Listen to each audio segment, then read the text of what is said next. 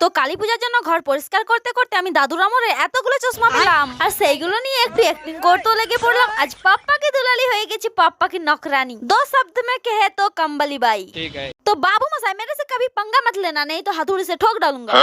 लेकिन इतना भारी हथौड़ा मेरे से तो संभाल ही नहीं जा रहा। कोई बात नहीं, एक टू एक्सरसाइज करनी আমার বাইসেপ টাইসেপ হবে।